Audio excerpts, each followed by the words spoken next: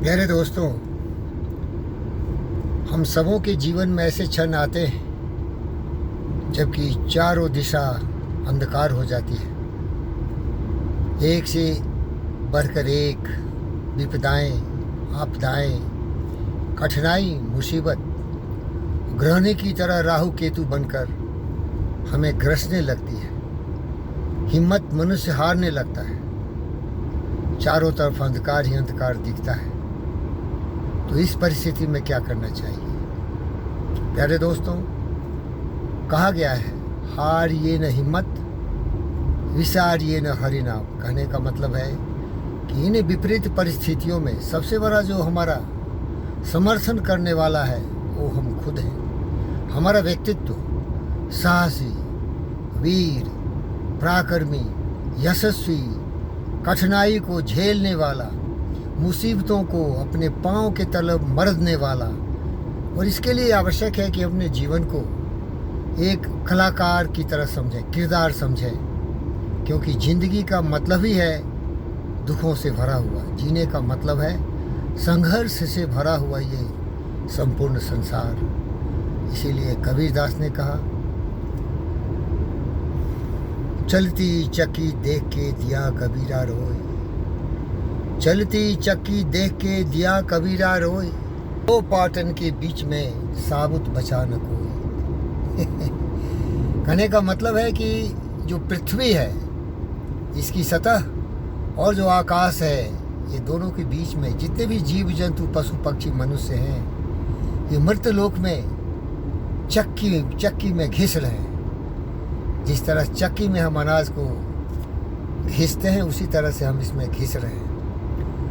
अब हमें ये सोचना है कि हम कितने भी घिसें, चिथरे चिथरे भी हो जाएं, टुकड़े टुकड़े भी हो जाएं, लेकिन साहस और हिम्मत, धैर्य को नहीं छोड़ना चाहिए। क्योंकि कहा है, कष्ट कंटकों में जिसका जितना जीवन सुमन खिला, गौरव गंध उन्हें उतना ही यत्र सतत्र मिला।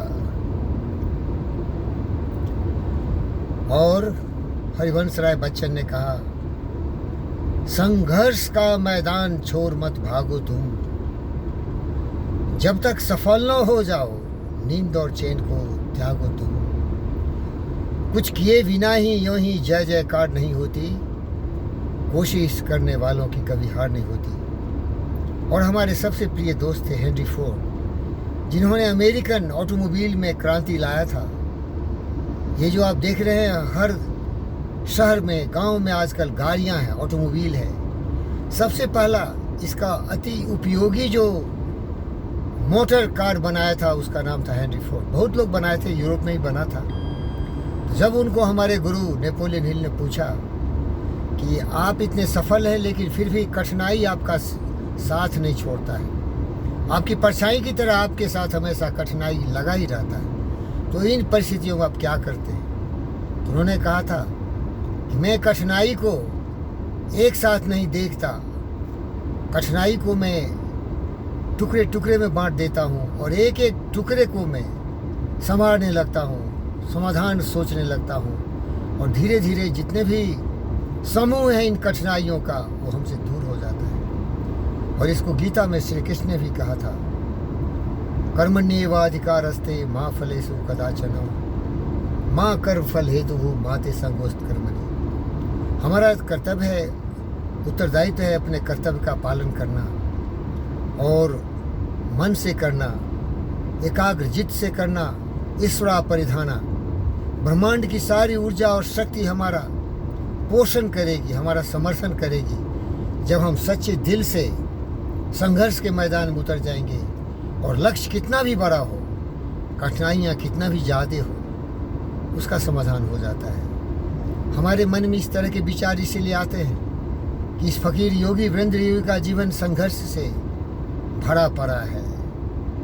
सागर की गहराई में मैं ऊँच बुझा रहा हूँ, ऊपर आने का कोई आस उम्मीद नहीं दिख रहा है, फिर भी हार ये न हिम्मत, विसार ये न हरिनाम। कायर और बुज़दिल की तरह अगर हिम्मत हार दिए तो सारा खेल ही खत्म हो जाएगा। इसीलिए हर परिस्थिति में आत्मा की शांति बना के रखिए, योजना बनाइए, लोगों का सहयोग लीजिए, समर्थन लीजिए। और अगर समर्थन नहीं भी मिलता है तो कवींद्र रविंद्र की ये रचना जरूर याद करिए।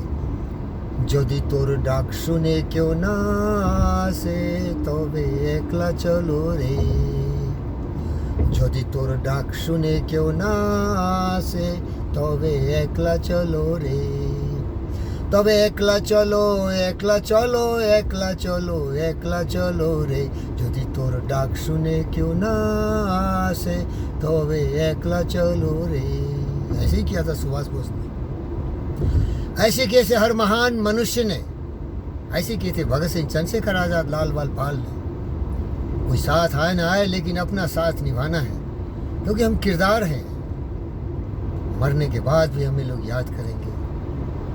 जिन खोजा तिन पाइयाँ गहरे पानी पैठ, जो भौरा डूबन रहा किनारे बैठ, लहरों से डर कर नौका पार नहीं होती, कोशिश करने वालों की कभी हार नहीं होती। जय हो, कल्याण हो, फिरे रहो, लगे रहो, समाधान अवश्य ही आएगा, क्योंकि तुम संघर्ष का मैदान छोड़ के भागने वाले नहीं हो। लड़ेंगे, मरेंगे, विक्ट्री और डेथ, डू और डाई, विन और पेरिश, करो या मरो के नारा से आगे बढ़ेंगे। जय हो, कल्याण हो, धन्यवाद।